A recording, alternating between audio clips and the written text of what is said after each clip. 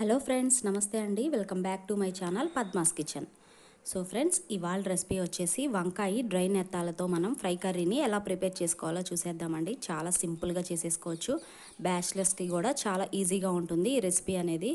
So friends, ఇక్కడ నేను dry నెత్తాలని తీసుకుంటున్నాను. చూస్తున్నారు కదా, ఇవి మనకి ఇలా ఉంటాయి అన్నమాట. కొంచెం పెద్ద సైజు కూడా ఉంటాయి వీటి మీద. ఇవి కొంచెం చిన్న సైజు. సో పైన ఉన్న హెడ్ పార్ట్ అలానే టైల్ పార్ట్ని మనం ఫస్ట్ తీసేసి రిమూవ్ చేసేసుకొని ఇలా స్టోర్ చేసేసుకోవాలి ఒక ఎయిర్ టైట్ కంటైనర్లో. మీకు చాలా కాలం వరకు ఇవి చాలా చక్కగా ఉంటాయి. మార్కెట్లో అవైలబుల్గా ఉంటాయండి. డ్రై నెత్తాలని అడిగితే ఇస్తారు. సో వీటిని ఒక 10 మినిట్స్ ముందు మనం వాటర్లో నానబెట్టుకోవాలి. కర్రీ చేసే ఒక 10 మినిట్స్ ముందు. చూస్తున్నారు కదా, ఇవి నానేలోపు ఇక్కడ నేనైతే సుమారుగా ఒక పావు కిలో వంకాయలని తీసుకుంటున్నాను. చూస్తున్నారు కదా, ఈ విధంగా అనమాట. మనం వంకాయల్ని ఫస్ట్ ఈ డ్రై నెత్తాలు అనేది మనకి ఒక 10 మినిట్స్ నానాల్సి ఉంది కదా. ఇవి నానేలోపు మనం ఫస్ట్ వంకాయల్ని కట్ చేసి పెట్టుకుందాం. ఒక బౌల్లో వాటర్ తీసేసుకొని దానిలో కొంచెం ఒక 1 టేబుల్ స్పూన్ వరకు సాల్ట్ యాడ్ చేసుకొని అప్పుడు వంకాయ ముక్కల్ని కట్ చేసి వాటర్లో యాడ్ చేసేసుకోండి.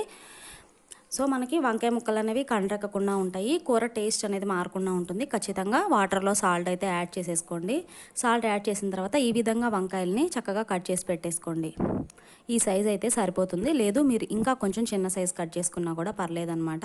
ఆ తర్వాత చూడండి, నేను ఇక్కడ నెత్తాలు నానిపోయినాయి కదా, వాటిని చక్కగా వాష్ చేశాను. కేర్ఫుల్గా వాష్ చేసుకోవాలి. కొంచెం ఇసుక అది ఉంటుంది. సో మీరు ఒక గిన్నెలోంచి ఇంకొక గిన్నెలోకి షిఫ్ట్ చేసుకొని వాటర్ పోసుకొని షిఫ్ట్ చేసుకోండి ఒక 3 to 4 టైమ్స్. అవి చక్కగా క్లీన్ అయిపోతాయి అన్నమాట. ఆ తర్వాత స్టవ్ వెలిగించేసుకొని ఈ విధంగా ఒక కడాయిని పెట్టేసుకొని ఒక 4 to 5 టేబుల్ స్పూన్స్ ఆయిల్ వేసుకున్న తర్వాత పోపు సామాన్ మొత్తం ఆయిల్లో వేసుకొని ఫ్రై చేసేసుకోండి.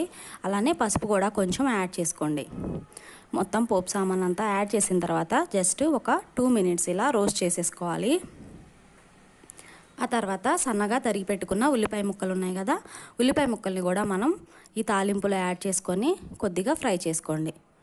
ఒక 1 మినిట్ ఇలా ఆనియన్స్ని ఫ్రై చేసి పెట్టుకున్న తర్వాత 1 లేదా 2 పచ్చిమిర్చి సన్నగా తరిగి పెట్టుకున్నాం కదా, వాటిని కూడా యాడ్ చేసుకోవాలి. ఈ పచ్చిమిర్చి ఉల్లిపాయ అనేది కొంచెం ఒక 2 మినిట్స్ చక్కగా మగ్గనివ్వండి తాలింపులో. సో చూస్తున్నారు కదా, మనకి మగ్గిన తర్వాత ఒక 2 రెమ్మల కరివేపాకుని నేను ఈ తాలింపులో యాడ్ చేసుకుంటున్నాను.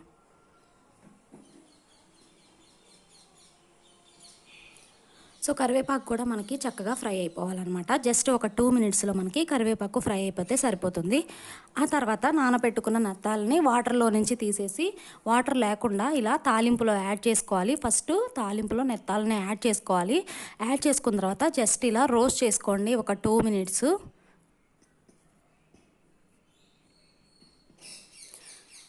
నెత్తాలు అనేది ఆయిల్లో రోస్ట్ అయితేనే మనకి కర్రీకి టేస్ట్ అనేది బాగుంటుంది, గుర్తుంచుకోండి.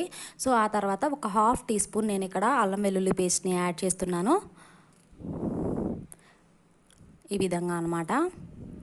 అల్లం వెల్లుల్లి పేస్ట్ కూడా ఆయిల్లో బాగా ఫ్రై అయిపోయిన తర్వాత ఇప్పుడు మనం తరిగి పెట్టుకున్న వంకాయ ముక్కల్ని కూడా మనం కడాయిలో వేసేసుకుందాం.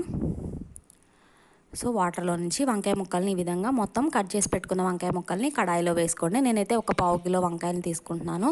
అలానే ఒక గుప్పెడు నెత్తాలని పెట్టుకున్నాను అనమాట ఈ పావు కిలో వంకాయలకి. సో వంకాయలు యాడ్ చేసిన తర్వాత ఇలా ఒకసారి మిక్స్ చేసేసుకోండి. మొత్తం మిక్స్ చేసిన తర్వాత సాల్ట్ యాడ్ చేసుకోండి. సాల్ట్ అనేది కొంచెం కేర్ఫుల్గా చూసి యాడ్ చేసుకోండి. ఫస్ట్ అయితే ఇక్కడ ఒక 1/2 టీ స్పూన్ సాల్ట్ యాడ్ చేశాను. వంకాయలు అనేది మనకి మగ్గాలి కదా. సో వంకాయలు ఎప్పుడైనా కానీ యాడ్ చేసిన వెంటనే సాల్ట్ వేయండి, మనకి కర్రీ అనేది టేస్ట్ మారకుండా ఉంటుంది. సో దానికోసం ముందుగా అయితే ఒక 1/2 టీ స్పూన్ సాల్ట్ యాడ్ చేశాను. యాడ్ చేసి ఈ విధంగా కలిపెట్టుకున్న తర్వాత ముందు లిడ్ పెట్టేసేయండి. ఒక 15 మినిట్స్ మనకి వంకాయ అనేది మగ్గిపోవాలన్నమాట. నెత్తాలు అనేది ఫ్రై అయిపోయినాయి. సో వంకాయ మగ్గితే సరిపోతుంది. వంకాయ చూస్తున్నారు కదా, మ్యాక్సిమం ఆల్మోస్ట్ 70 to 80% వంకాయ అనేది మగ్గిపోయింది. ఒకసారి ఈ విధంగా మొత్తం కలుపుకోవాలి.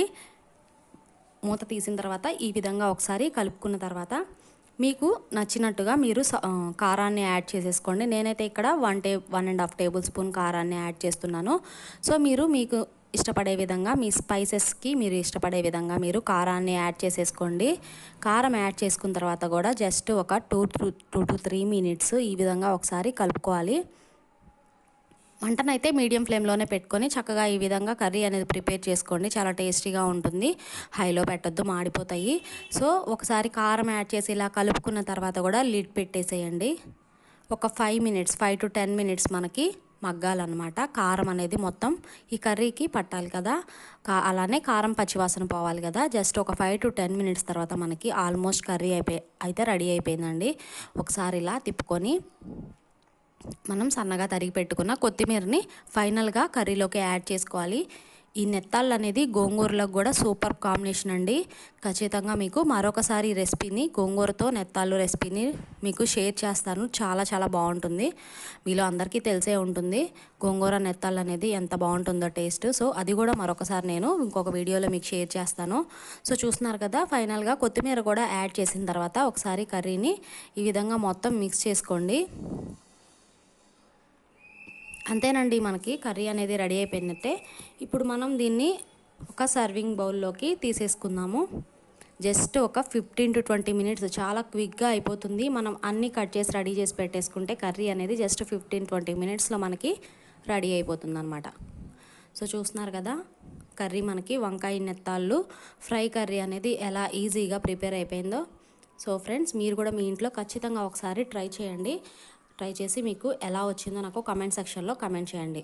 మీకు ఈ వీడియో అయితే నచ్చిందని అనుకుంటున్నాను ఫ్రెండ్స్. మీకు వీడియో కనుక నచ్చినట్లయితే లైక్ చేయండి. అలానే మీ ఫ్రెండ్స్ అండ్ రిలేటివ్స్కి మన వీడియోస్ని షేర్ చేయండి. మన ఛానల్ని తప్పకుండా సబ్స్క్రైబ్ చేసుకోండి. Thank you.